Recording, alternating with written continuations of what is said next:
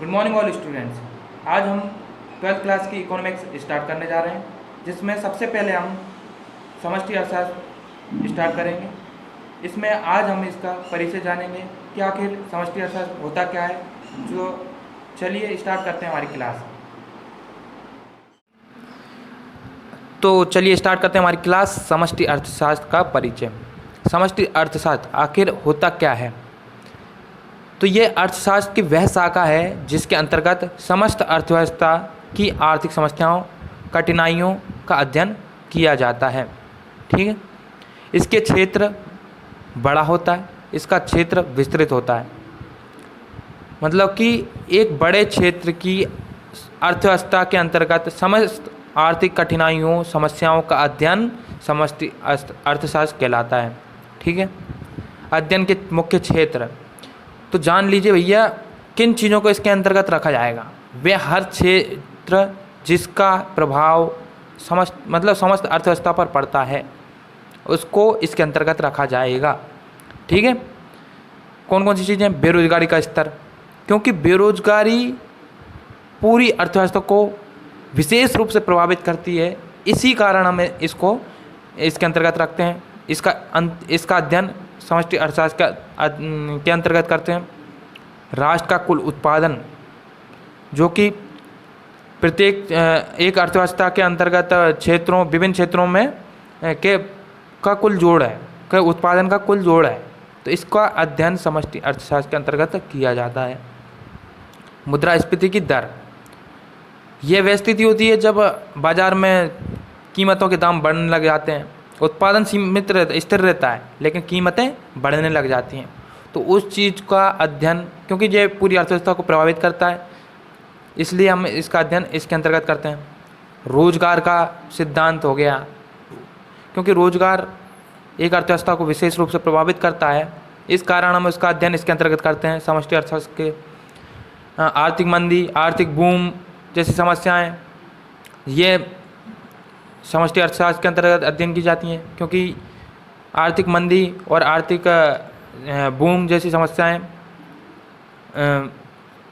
पूरी अर्थव्यवस्था को प्रभावित करती हैं और उस पर प्रभाव डालती हैं। इस कारण इसका अध्ययन हम समष्टि अर्थशास्त्र के अंतर्गत करते हैं। आई बात समझ में? और वे हर चीज़ जो समस्त अर्थव्यवस्था को या फिर एक विशाल क्षेत्र पर प्रभाव डालती है, उसका अध्ययन हम समष्टि अर्थशास्त्र के अंतर्गत करते हैं। ठीक है, आर्थिक होनी चाहिए, आर्थिक गतिविधि।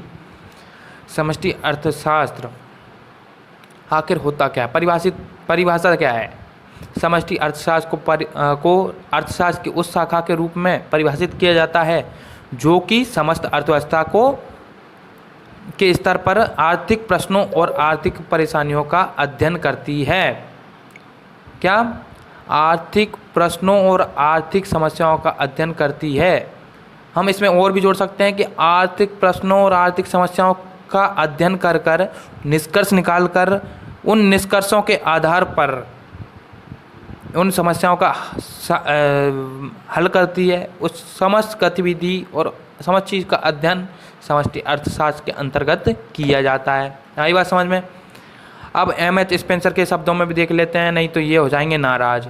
ठीक है, इसलिए जल्दी देख लेते हैं। समष्टि अर्थशास्त्र का अध्ययन संबंध समस्त अर्थव्यवस्था अथवा उसके बड़े बड़े हिस्सों से है। ठीक है, इसके अंतर्गत बेरोजगारी का स्तर, मुद्रास्फीति की दर, राष्ट्र का कुल उत्पादन जैसी समस्याओं का अध्ययन किया जाता है, जिसका संपूर्ण अर्थव्यवस्था पर का महत्व के लिए महत्व होता है। ठीक है, हर प्रकार की गाइड और हर प्रकार की बुक्स में डेफिनेशन भिन्न भिन्न मिलेंगी आपको, लेकिन मुख्य जो बिंदु है वह सेम है कि समस्त अर्थव्यवस्था से संबंधित अवधारणा है समष्टि अर्थशास्त्र। ठीक है, घोट लो इसको। तो इसका क्षेत्र बड़ा है, विस्तृत है। ठीक है, आर्थिक प्रश्नों और आर्थिक समस्याओं का अध्ययन करती है। क्या? पूरी अर्थव्यवस्था पर, समस्त अर्थव्यवस्था की आर्थिक समस्याओं, आर्थिक प्रश्नों का अध्ययन इसके अंतर्गत किया जाता है। उसका अध्ययन करने के बाद निष्कर्ष निकालकर उन परेशानियों को हल करना भी इसके अंतर्गत सम्मिलित होता है। तो इसी को अपनी लैंग्वेज में बनाइए और लिखिए, वह सबसे बेस्ट है। ठीक है, और मेरे ख्याल से आपको समष्टि अर्थशास्त्र समझ में आ गया होगा। बहुत ही सरल वीडियो है ये। और फिर भी अगर कोई डाउट है तो कमेंट बॉक्स में कमेंट कीजिए, ठीक है। और अगर वीडियो पसंद आई हो तो लाइक एंड शेयर करना ना भूलें। हम जल्दी नई वीडियो के साथ आपके सामने प्रस्तुत होंगे। तब तक के लिए नमस्कार, थैंक यू, बाय बाय।